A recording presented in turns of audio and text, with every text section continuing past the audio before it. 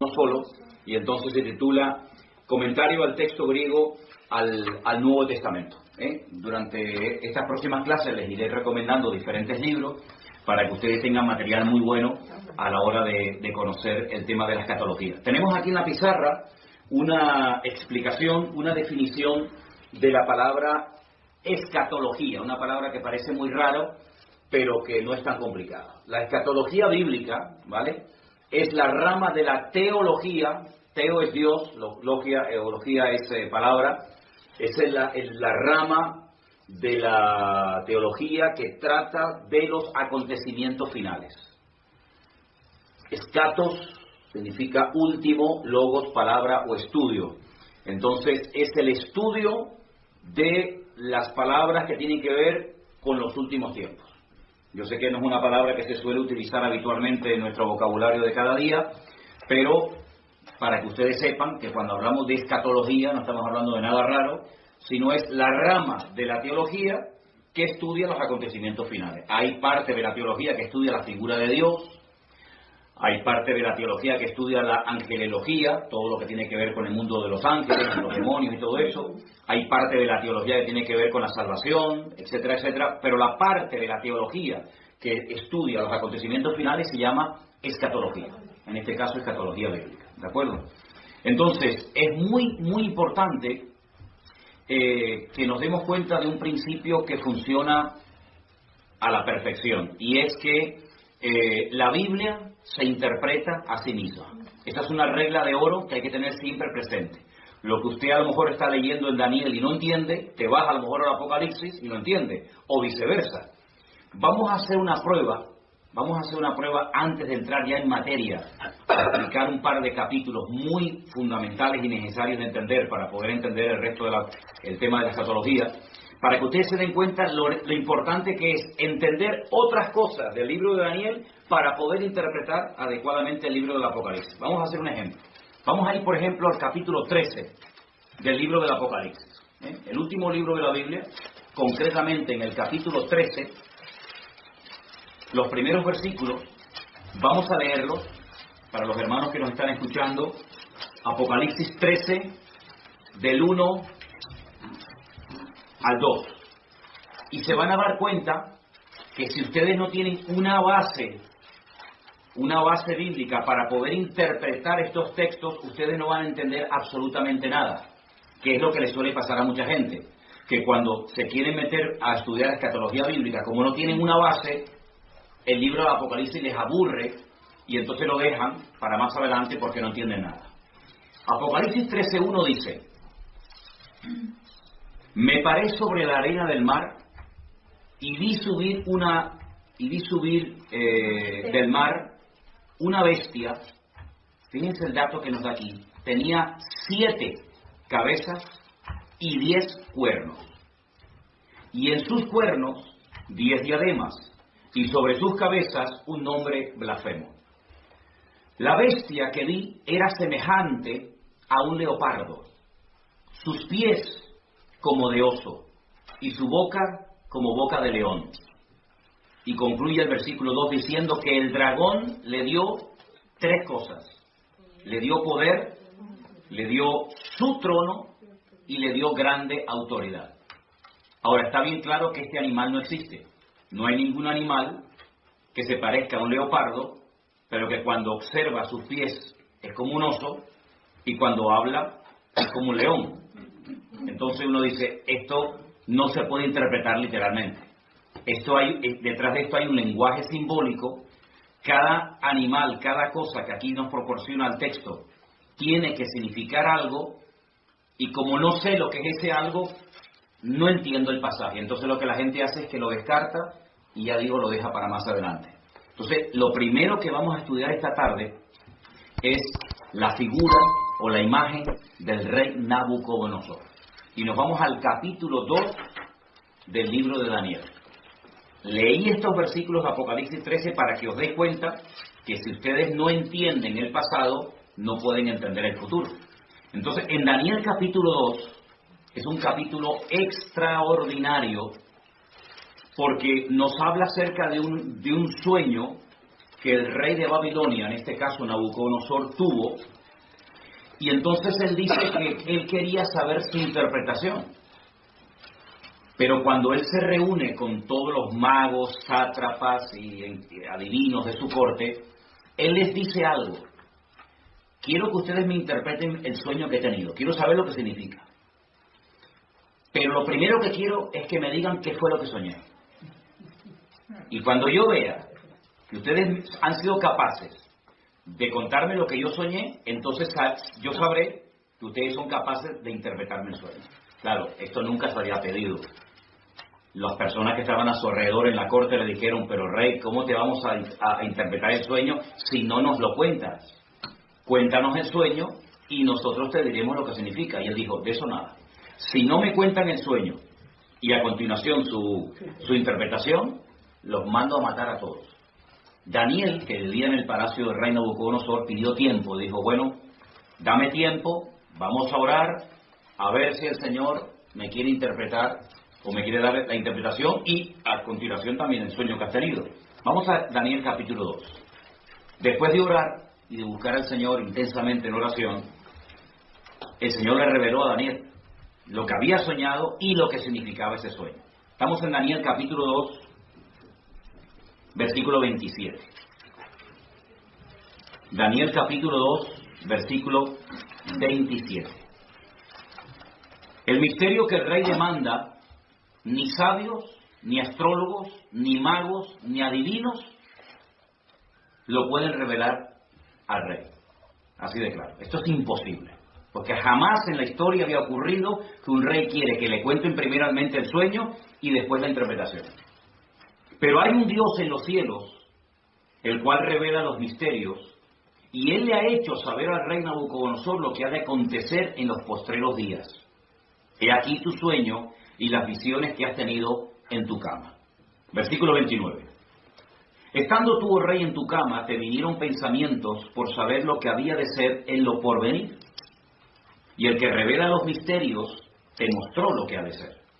Y a mí me ha sido revelado este misterio, no porque en mí haya más sabiduría que en todos los vivientes, sino para que se dé a conocer al rey la interpretación y para que entiendas los pensamientos de tu corazón. Daniel no está atribuyendo ninguna gloria para sí mismo, sino que él lo que está dejando bien claro es que no hay hombre alguno en la tierra que sea capaz de interpretar esto, ni siquiera él. Pero sin embargo él exalta y levanta la figura de su Dios y dice, pero hay un Dios en los cielos que lo sabe todo, que lo conoce todo. Ahora, la interpretación del sueño es algo impresionante, porque te vas a dar cuenta de que Dios es el que conoce y revela la historia cuando Él quiere y como Él quiere. Escucha la interpretación del sueño. Versículo 31.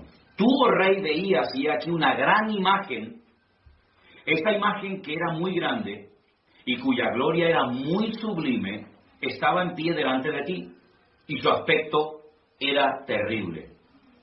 La cabeza de esta imagen era de oro fino, solo la cabeza, su pecho y sus brazos de plata, su vientre y sus muslos de bronce, sus piernas de hierro, sus pies en parte de hierro y en parte de barro cocido. Estabas mirando hasta que una piedra fue cortada no con mano e hirió a la imagen en sus pies de hierro y de barro cocido y los desmenuzó. Entonces fueron desmenuzados también el hierro, el barro cocido, el bronce, la plata y el oro, y fueron como tamo de las eras de verano. Y se los llevó el viento sin que de ellos quedara rastro alguno. Mas la piedra que hirió a la imagen fue hecha un gran monte que llenó toda la tierra. Este es el sueño. También la interpretación de él diremos en presencia del rey. Versículo 37. Tú, oh rey, eres rey de reyes, porque el Dios del cielo te ha dado reino, poder, fuerza y majestad. Y donde quiera que habitan hijos de hombres, bestias del campo y aves del cielo, Él lo ha entregado en tu mano, y Él te ha dado el dominio sobre todo. Tú eres aquella cabeza de oro. Ya está revelando la interpretación del sueño. Después de ti se levantará otro reino inferior al tuyo, y luego un tercer reino de bronce, el cual dominará sobre toda la tierra. Y el cuarto reino será fuerte como hierro, y como el hierro desmenuza y rompe todas las cosas, y desmenuzará y quebrantará todo. Y lo que viste de los pies y los dedos, en parte de barro cocido de alfarero y en parte de hierro, será un reino dividido, mas habrá en él algo de la fuerza del hierro, así como viste hierro mezclado con barro cocido. Y por ser los dedos de los pies en parte de hierro y en parte de barro cocido, el reino será en parte fuerte y en parte frágil. Así como viste el hierro mezclado con barro, se mezclarán por medio de alianzas humanas, pero no se unirán el uno al otro, como el hierro no se mezcla con el barro. Y en los días de estos reyes, el Dios del cielo levantará un reino que no será jamás destruido, ni será el reino dejado a otro pueblo. Desmenuzará y consumirá todos estos reinos, pero él permanecerá para siempre. Y de la manera que viste que del monte fue cortada una piedra, no con mano, la cual desmenuzó el hierro, el bronce, el barro, la plata y el oro, el gran Dios ha mostrado al rey lo que ha de acontecer en lo porvenir, y el sueño es verdadero y fiel su interpretación. Claro, ante semejante revelación, este rey soberbio, que era el que gobernaba la tierra en aquel momento, dice que se postró sobre su rostro, se humilló ante Daniel y mandó que le ofrecieran presentes e inciensos. Es decir, vamos a ver, es que lo que Nabucodonosor está viendo es espectacular, porque si tú has sido capaz, por el poder de tu Dios, de recibir la revelación del sueño que yo he tenido, yo no tengo ninguna duda de que lo que tú me has interpretado es verdad. Es decir, la credibilidad que tú tienes a la hora de interpretarme el sueño te la da el hecho de que primero me has contado el sueño. Y esto es algo realmente descomunal. Ahora, tenemos aquí, lo íbamos a poner en la pantalla, pero nos falló a última hora el proyector. Tenemos aquí una imagen muy interesante de lo que soñó el rey Nabucodonosor. Ustedes pueden comprobar aquí la imagen, que está compuesta por 4 materiales diferentes. Tenemos la cabeza de oro, el pecho y los brazos de plata, el vientre y los muslos de bronce, fíjense que va de mayor categoría a inferior, y las piernas de hierro y los pies mezclados hierro y barro. Aquí, a este lado, tienen ustedes el nombre del imperio que representa o simboliza cada uno de estos materiales. El oro, recuerden esto, representa el imperio babilónico, que duró desde el 607 hasta el 539 antes de Cristo. Ese reino lo conoció Daniel, porque era el reino en el cual él vivía en aquel tiempo. Este fue el reino que atacó Jerusalén, que destruyó el templo, que se llevó cautivos a miles y a miles de personas, uno de ellos Daniel, ¿verdad? Y ese fue el reino que estaba en ese momento gobernando el mundo. Pero la profecía o la interpretación del sueño profético decía que cuando este reino cayera, porque no era un rey eterno, se levantaría otro reino. Y fíjense que como tiene 2 brazos, nos habla acerca de 2 naciones diferentes, los medos persas. Y este reino fue desde el 539 hasta el 531 después de Cristo. Los medos persas. Los persas hoy en día siguen existiendo bajo el nombre de Irán. Los iraníes son persas. Y los medos no tienen tierra y serían hoy en día los famosos kurdos. Los kurdos, los que están siempre tratando de reclamar un trocito de tierra para ellos. Y esto, cuando tú miras atrás, claro, para Daniel esto era profético, esto no se había dado. Esto era, bueno, vamos a ver si esto es verdad. Pero tú sabes perfectamente que cuando miras atrás, no solamente porque la Biblia lo dice, sino porque la historia secular lo corrobora, efectivamente. Todo el mundo sabe que después de la caída del imperio babilónico, se levantaron y gobernaron muchas naciones de la tierra durante mucho tiempo, los medos persas. Pero ese imperio, que también lo conoció Daniel, pues cayó y se levantó un tercer imperio que lógicamente ya Daniel no pudo conocer, porque si no, este hombre ¿cuántos años va a tener? ¿Ve? Este imperio, que era el imperio de los griegos, del cual habla mucho la Biblia en el libro de Daniel, iría desde el 331 hasta el 168 antes de Cristo, y está representado por el vientre y los muslos de bronce. ¿vale? Y el rey más famoso de este imperio, sin lugar a dudas, fue Alejandro Magno, del cual indirectamente también habla la Biblia, y lo vais a ver en otras profecías y en otros capítulos del libro de Daniel. Pero el imperio... Perdón, ¿de sí. bronce o de cobre?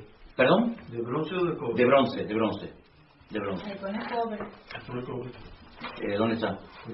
Sí, bueno, pero bronce. Bronce, bronce. ¿Ok? Ese imperio, aunque fue un imperio muy importante que ejerció una influencia tremenda, prueba de ello que el Nuevo Testamento se escribió en el idioma de esta gente, en el idioma de los griegos, ¿vale? Ese imperio cayó, y hay cosas muy interesantes que contar acerca de ese imperio. Y se levantó un cuarto imperio que está representado por las piernas de hierro, y fue un imperio que casi duró 1000 años. Ten en cuenta que de todos los miembros del cuerpo humano, el miembro más largo son las piernas, y por eso las piernas representan al imperio romano. Pero hay dos piernas, y así como había dos brazos que representan a los medos y a los persas, también había dos partes del imperio romano muy importantes: Oriente y Occidente, ¿vale? La capital del imperio romano en Oriente, ¿cuál era? Constantinopla.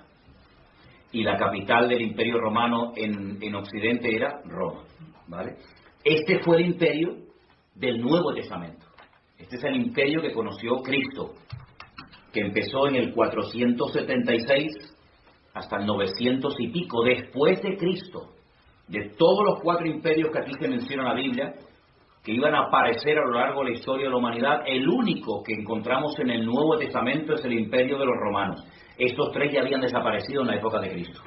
El babilónico, el medo-persa y el griego ya no existían, aunque lógicamente dejaron mucho de su influencia, y bueno, todavía se pueden ver vestigios y ruinas y monumentos de estos imperios, pero que desaparecieron antes de Cristo. El Antiguo Testamento, la Tanaj, como se llama en hebreo, nos relata la historia del imperio babilónico, nos relata la historia del imperio medo-persa, pero no dice absolutamente nada del tercer imperio, que es el imperio de los griegos.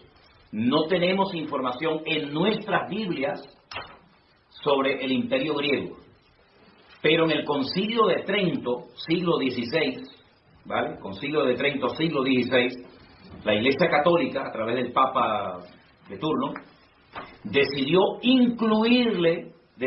por su cuenta y libre albedrío, meterle 7 libros más al Antiguo Testamento. Y uno de esos libros, yo les recomiendo que lo lean. Se llama Primera de Macabeos y Segunda de Macabeos. Por eso, si alguien te dice, oye, ¿por qué la Biblia de ustedes tiene 66 libros y la de los católicos tiene 72? ¿Es que ustedes le han quitado libros? No, es al revés. No es que nosotros le hayamos quitado libros, es que ustedes le han metido libros. Ustedes le han metido 7 libros más en el Concilio de Trento, siglo XVI. Esos libros, por ejemplo, se llaman Sabiduría, Judith, Tobías, Primera y Segunda de Macabeos. Y esos libros de Primera y Segunda de Macabeos son la historia, son la historia de la influencia del imperio griego durante el tiempo que se dividió el imperio griego. Cuando Alejandro Magno se muere, pues se divide en 4, que ya hablaremos en su momento acerca de eso, y entonces el Antiguo Testamento termina contándonos la historia de los medos persas, pero claro, si tú estás estudiando esta profecía, tú dices, bueno, pero ¿y entonces los griegos? Es que el Antiguo Testamento no termina contándote la historia de los griegos. Y cuando empiezas el Nuevo Testamento ya te encuentras a los romanos, Poncio Pilato, el César de Roma, etcétera, etcétera. Entonces tú dices, ¿qué pasó con el tercero? Bueno, tú sabes, o debes saber, que entre el Antiguo Testamento y el Nuevo Testamento hay 400 años de silencio, donde no se cuenta nada, ¿vale? Y entonces por eso los griegos no aparecen en el Antiguo Testamento, pero estaba profetizado por el Señor de que habría un tercer imperio llamado el imperio de los griegos, de los macedonios. ¿De acuerdo? Entonces, lo que tienen que aprenderse sí o sí de memoria, y no es tan complicado, son 8 palabras: oro, plata, bronce y hierro. Mira qué fácil. Oro, plata, bronce y hierro. Babilonia, Medo-Persia, Grecia y Roma. Ya está. Con esos 4 materiales, ustedes saben que la interpretación del sueño del rey Nabucodonosor consistía en revelarle al rey Nabucodonosor la historia de 4 imperios que tendrían mucho que ver con el pueblo de Dios, tanto en el Antiguo como en el Nuevo Testamento. Podríamos contar cientos de cosas de cada uno de los imperios. Por ejemplo, este imperio, el babilónico, fue el que destruyó el primer templo, por ejemplo, ¿vale? Fue el segundo imperio de los medos persas el que permitió la reconstrucción del segundo templo, por ejemplo, ¿verdad? Ahí está, en este segundo período, en este segundo templo, está la historia del famoso libro de Esther, donde está Asuero, donde está el rey Artajer, que es el rey Darío, ¿vale? El rey Ciro. Todo esto ocurre bajo el gobierno de los medos persas, el segundo imperio que hubo, ¿vale? Hay muchas cosas que se pueden contar acerca de cada uno de estos imperios. Fue el cuarto imperio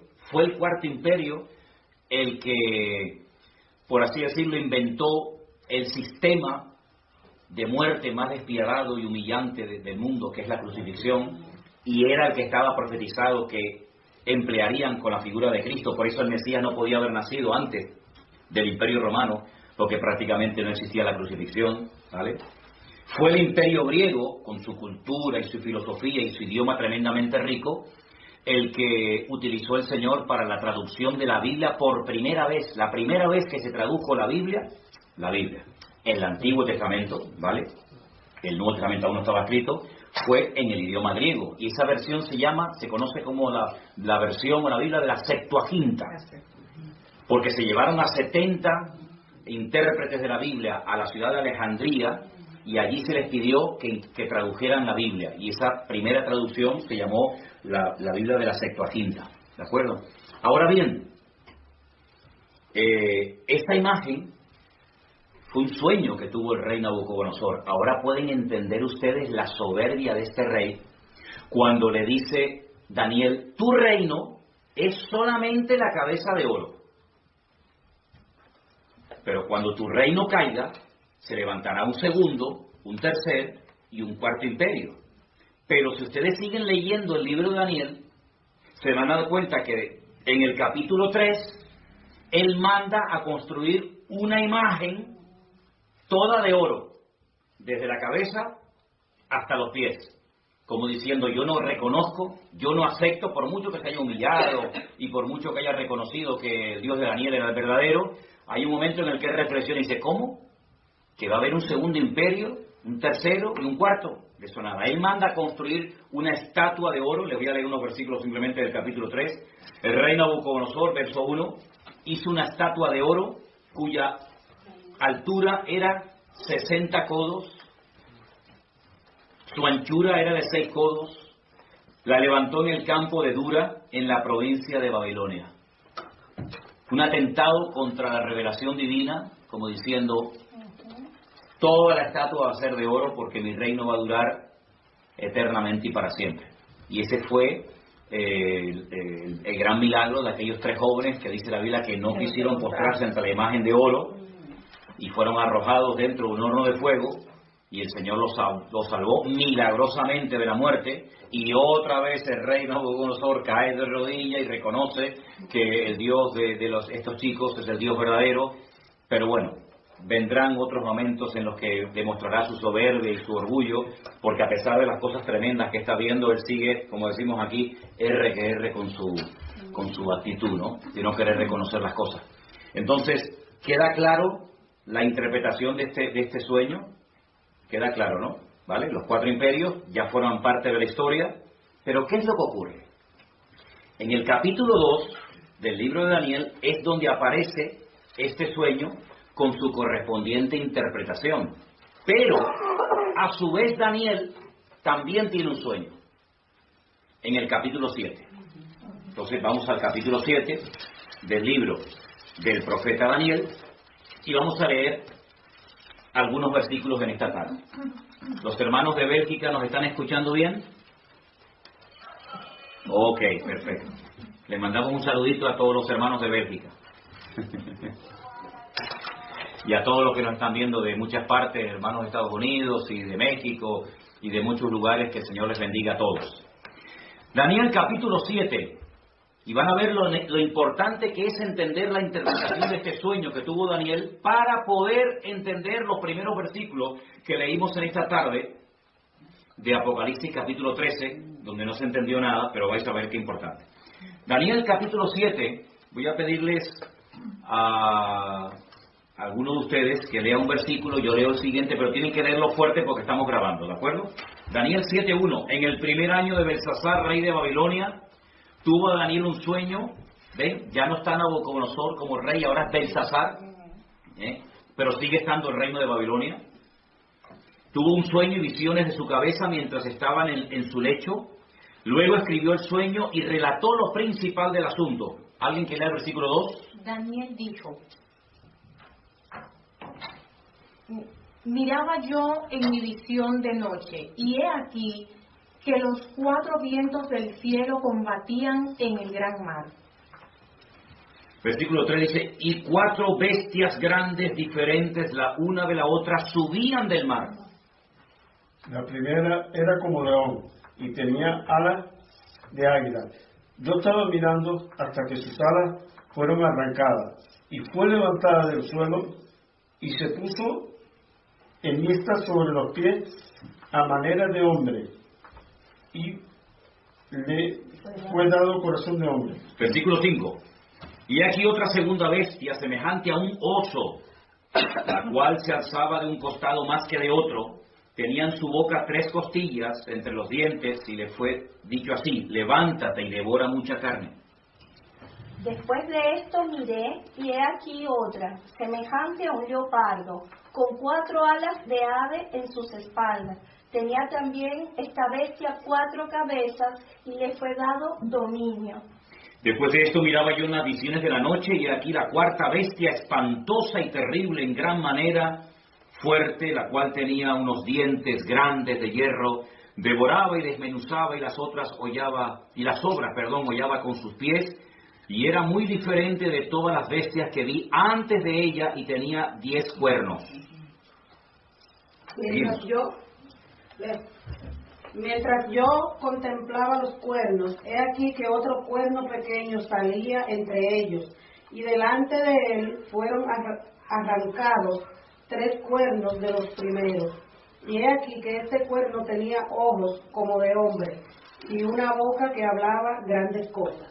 Estuve mirando hasta que fueron puestos tronos, y se sentó un anciano de días, cuyo vestido era blanco como la nieve, el pelo de su cabeza como lana limpia, su trono llama de fuego, y las ruedas del mismo fuego ardiente.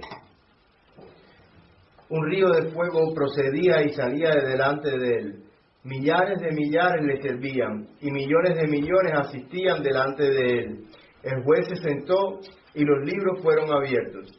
Yo entonces miraba a causa del sonido de las grandes palabras que hablaba el cuerno, miraba hasta que mataron a la bestia, y su cuerpo fue destrozado y entregado para ser quemado en el fuego. Había también quitado a las otras bestias su dominio, pero les había sido prolongada la vida hasta cierto tiempo. Estamos en el versículo, ahora el 13. Miraba yo en la visión de la noche, y aquí con las nubes del cielo venía uno como hijo de hombre, que vino hasta el anciano de días, y le hicieron acercarse delante de él. Y le fue dado dominio, gloria y reino, para que todos los pueblos, naciones y lenguas lo sirvieran. Su dominio es dominio eterno, que nunca pasará, y su reino es uno que nunca será destruido. Se me turbó el espíritu a mí, Daniel, en medio de mi cuerpo, y las visiones de mi cabeza me asombraron.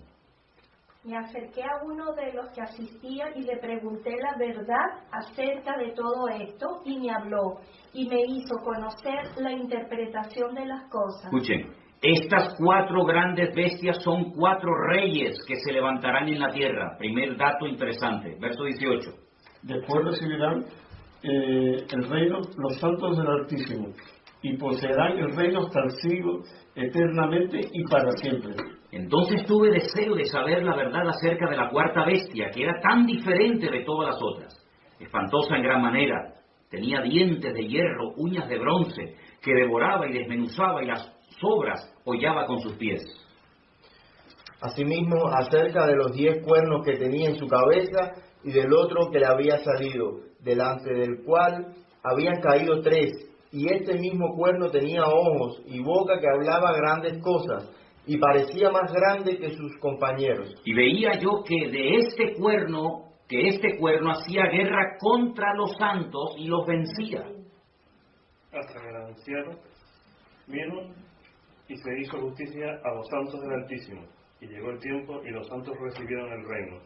Podríamos seguir leyendo todo el resto del capítulo, que no tiene desperdicio, y creo que es bueno que lo leamos, porque lo que más le llamó la atención a Daniel fue la cuarta bestia, sobre todo, ¿no? Dice que la cuarta bestia será un cuarto reino en la tierra, el cual será diferente de todos los otros reinos, y a toda la tierra devorará, trillará y desmenuzará.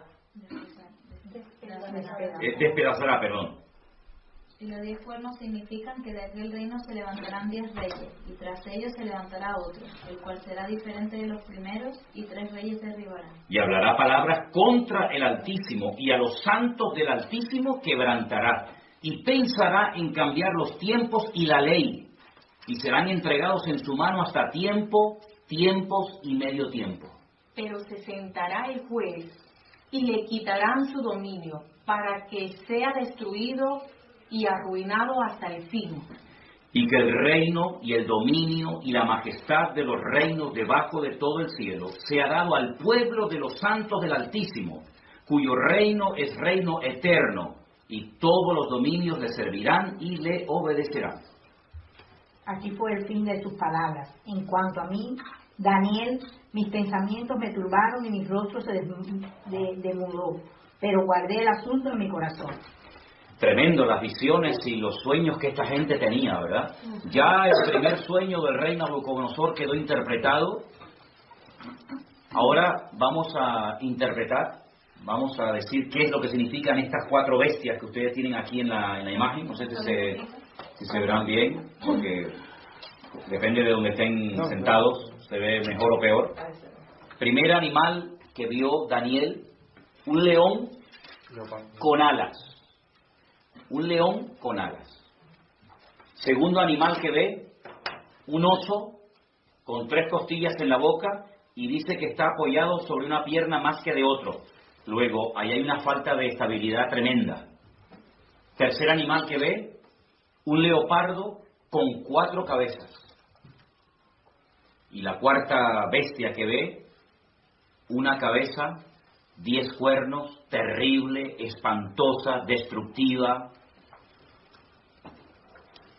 sin piedad, sin misericordia, y fue algo que le espantó tanto a Daniel que él más que nada quería saber qué significaba, qué representaba la cuarta bestia. Ahora, la interpretación de qué representan estos animales es exactamente la misma que la interpretación del capítulo 2 de Daniel.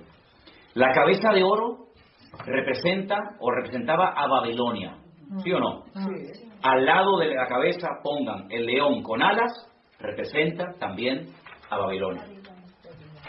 Es lo mismo.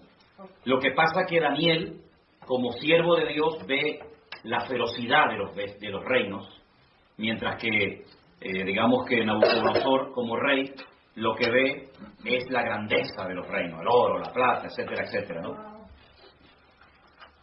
Lo rápido que atacaba ese imperio está representado por las alas del león, ¿verdad? El oso representa a los medos persas, exactamente igual. Uno de los dos era más fuerte que el otro.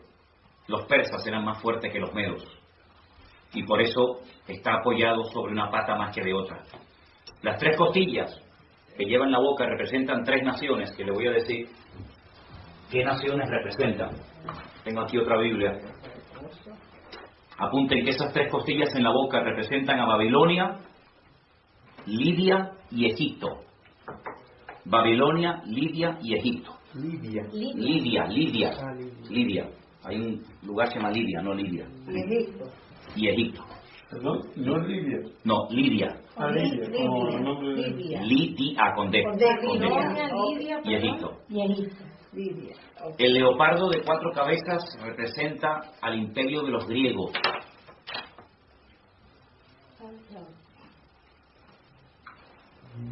El imperio de los griegos. Tengo que ponerle aquí al móvil batería, porque si no, no me va a quedar sin batería. Un dato que les quiero dar, y apúntelo porque es muy importante tener en cuenta a la hora de querer interpretar correctamente la profecía. Las cabezas son imperios y los cuernos son naciones. Eso es un dato muy importante que tienen que tener en cuenta si quieren interpretar lo que es el tema profético. Las cabezas siempre son reinos y los cuernos naciones o pueblos, ¿vale? ¿Ok? Y la cuarta bestia representa a Roma, el imperio romano. La de los 10 cuernos. 10 cuernos, pero una cabeza. Una cabeza. Esa misma bestia la van a ver en el Apocalipsis con los 10 cuernos, pero con 7 cabezas, en vez de con una. ¿Vale? Ya explicaré por qué. Representa a Roma. A Roma. Pero no se olviden que la Biblia dice que de esa bestia, o de ese territorio que ocupó esa bestia de Roma, saldrán 10 cuernos, 10 naciones.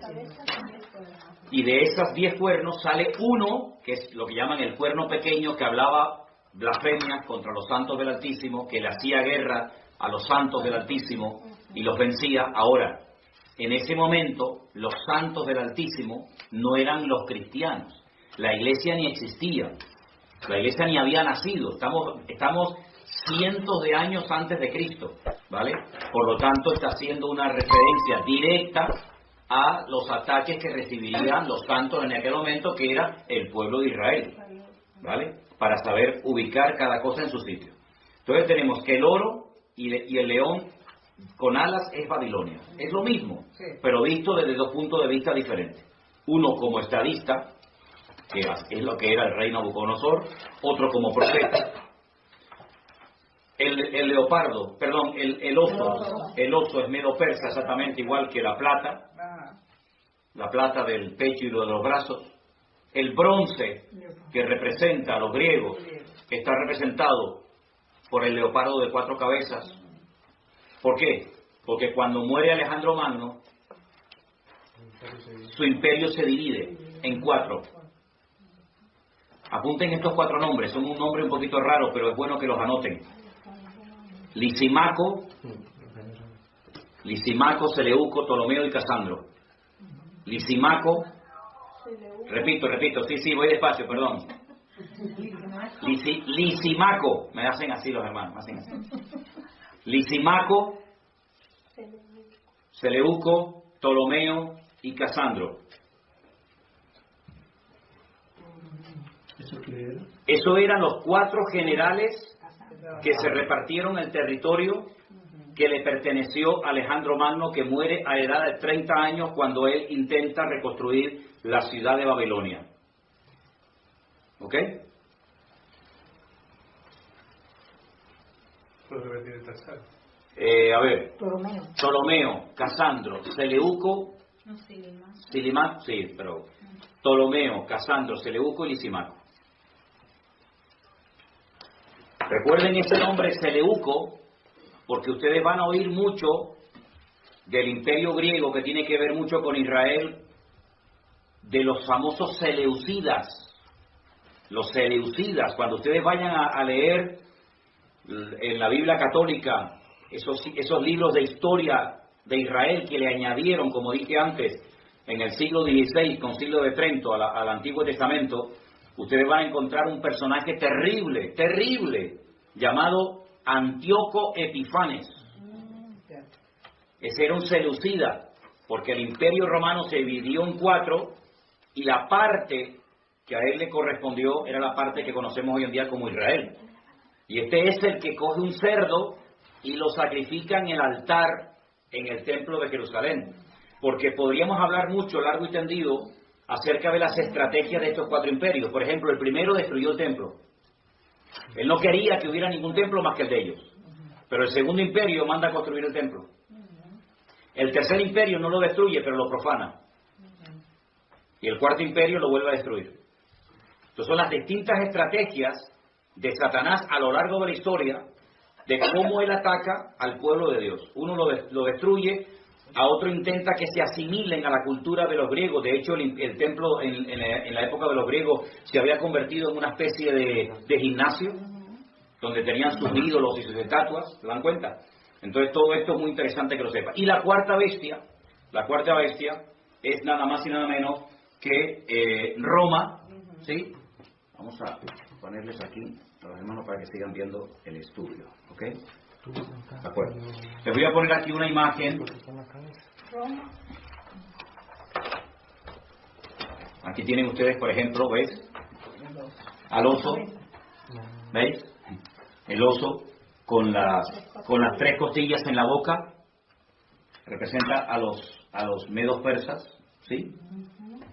Vamos a ver si puedo ponerles otras imágenes, porque a veces, como dice el refrán, una imagen vale más que 1000 palabras, ¿no? Tenemos, por ejemplo, miren esta imagen de aquí tenemos el león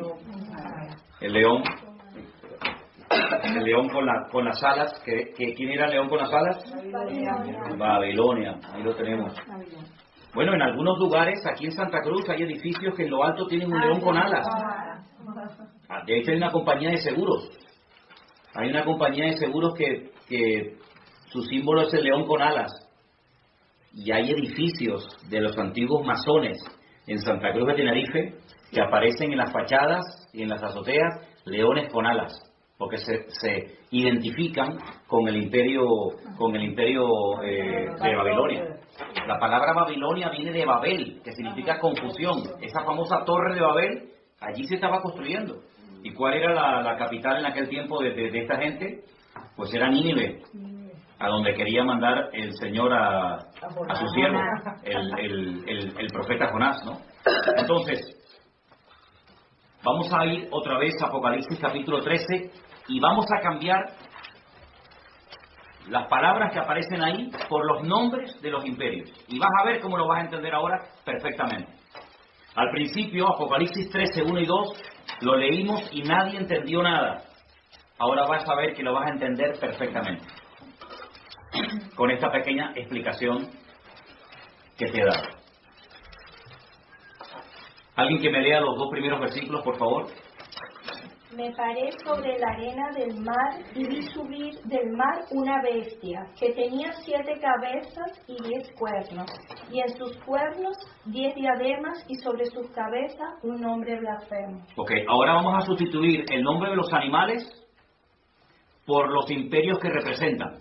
Vuélvelo a leer otra vez, por favor. Ustedes allí en Bélgica y los hermanos que nos ven por ahí, inténtenlo hacer en casa, pero cambiando el nombre del animal y sustituyéndolo por el imperio que representa o simboliza. Ok, otra vez. Me paré sobre la arena del mar y vi subir del mar una bestia. En otro versículo que ya les daré, el mar representa las naciones, ¿vale? Tenía 7 cabezas, 10 cuernos, en sus cuernos 10 diademas, sobre sus cabezas un nombre blasfemo, y la bestia que vi era semejante a... Un leopardo.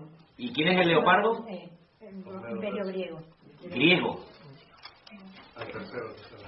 La bestia que vi era semejante, se parecía a un griego. Sus pies, es decir, la forma como se movía, la forma como actuaba, era como de un persa, de un medo persa. Y la forma como hablaba o se comunicaba o se expresaba como un babilónico. Entonces hay una mezcla, porque ven que el león es Babilonia, el leopardo es Grecia, el oso son los medos persas y la bestia es Roma. Pero ahora ya no es un animal el que representa un imperio, sino que ahora es una mezcla, lo que representa a esta última bestia, y esta bestia de la cual se está hablando aquí en Apocalipsis 13 es el anticristo. En Apocalipsis capítulo 13, ya lo estudiaremos en su momento, se habla de 2 personajes. Una bestia, que es el anticristo, y otra bestia, que es el falso profeta. Otro personaje completamente diferente. Digamos que el anticristo va por la línea política, es el político de turno, el que gobierna, y el falso profeta es el que se encarga, digamos, de lo religioso, de lo espiritual, por decirlo de alguna manera. Entonces uno dice, bueno, si el anticristo, o la bestia, como se lo llama en el Apocalipsis, es semejante a un leopardo o a un griego, uno tiene que indagar y estudiar fuera de la Biblia cómo era el estilo de vida de la gente griega. Y uno dice, era gente que le daba una importancia tremenda al aspecto físico. Miren la cantidad, yo no sé en otros países, pero alrededor de nuestra iglesia hay 7 gimnasios y todos llenos. Es decir, es un hombre que le va a dar una importancia tremenda a la imagen, al aspecto físico. Es interesante. Una persona que se va a cuidar, una persona que va a dar una imagen atractiva, una imagen llamativa, porque así eran los griegos, se cuidaban hasta decir basta. Pero cuidado porque eran bisexuales la mayoría de los griegos, les gustaba tanto las mujeres, como los hombres, como los niños, como los animales, como lo que apareciera. Estamos viviendo unos tiempos donde hoy en día hay mucha gente que dice, no, a mí me gustan las mujeres, me gustan los hombres, terrible. Eran hedonistas, es decir, el placer como meta, el placer como objetivo, pasarlo bien, disfrutar de la vida, sean drogas, sea sexo, sea lo que sea, así eran los griegos. Eran gente culta, la cuna de toda la filosofía tiene su origen en Grecia, eran gente culta, no eran estúpidos, no eran ignorantes, eran gente culta. Luego, sabían expresarse, sabían hablar. Lean los discursos ustedes de Platón, de Aristóteles, de Sócrates, eso es alucinante, la riqueza del vocabulario, ¿verdad? La demagogia que utilizaba aquella gente, la oratoria que tenían, todo eso lo va a tener este tipo, ¿verdad? Porque se va a parecer a un griego. Pero además dice que sus pies, su forma de actuar, era como de un oso. Y los osos son los persas. Oigan hablar ustedes a los persas, te cautivan. Hablan así, muy suave. No es como los árabes que hablan muy brusco, muy cerrado, muy bruto el idioma, ¿no? El persa es muy suave en su forma de hablar, muy tranquilo, te cautiva. ¿No han visto los gatitos persas, lo lindos que son? Son así los persas, son cautivadores, son seductores, te atrapan, su forma de ser es impresionante. Pero dice la Biblia que su boca es como la de un león, destructivos a más no poder. Entonces te das cuenta que es una mezcla de culturas, es una mezcla de pueblos, de influencias del pasado. Te das cuenta lo importante que es saber lo que significan los animales del Antiguo Testamento, porque si no, no te enteras a la hora de interpretar el Nuevo. Pero hay un dato muy importante. La última parte del versículo 2 dice que el dragón, y el dragón en la Biblia, ¿quién es? Satanás. Es uno de los muchos nombres que recibe Satanás en la Biblia. Dragón, Satanás, diablo, serpiente antigua, etcétera. El dragón o Satanás le dio poder, su trono, una sede de gobierno y grande autoridad. Sería interesante preguntarnos dónde está la sede de gobierno mundial, o por lo menos europea, de Satanás hoy en día. Porque cuando estudiemos las iglesias del Apocalipsis, ustedes van a ver que hay un mensaje a una iglesia, y a esa iglesia le dice el Señor, yo sé dónde ustedes tienen su congregación. Ustedes tienen la iglesia, ustedes se congregan donde hoy por hoy Satanás tiene su trono. Pero Satanás no tiene hoy en día su trono allí. Entonces tú te vas a dar cuenta de que las naciones que se van a unir en los últimos tiempos para apoyar al anticristo son naciones que surgen del antiguo territorio del Imperio Romano. Y entonces uno tiene que estudiar la historia y preguntarse, ¿y los romanos qué parte del mundo conquistaron? ¿América? No. ¿Oceanía? Tampoco. Los romanos conquistaron toda Europa, todo el norte de África y Oriente Medio. Por eso ven dos piernas, porque una pierna representa un continente y la otra pierna representa la otra parte, África y Occidente. Qué curioso que el único continente del mundo que se ha unido militarmente, económicamente, políticamente, etcétera, etcétera, etcétera, ¿cuál ha sido? Europa. Europa hace años se enfrentó en una guerra donde murieron 65 millones de personas, donde franceses, alemanes, ingleses, austríacos, polacos, todos se odiaban. Sin embargo, hoy en día son amigos y se sientan todos a comer en la misma mesa. Hubo una primera guerra mundial donde murieron millones de personas. Es decir, el único continente donde se han llevado a cabo 2 guerras mundiales ha sido Europa. Y sin embargo, hoy en día se han unido y hay una sede de gobierno hoy por hoy en Europa que está desde donde nos están viendo ahora mismo nuestros hermanos de Bélgica, allí en Bruselas, desde donde está la sede de gobierno europeo, y lo que se aprueba ahí afecta para bien o para mal al resto de Europa. De hecho, los españoles, los franceses, los alemanes, etcétera, tienen sus eurodiputados, sus representantes en ese lugar donde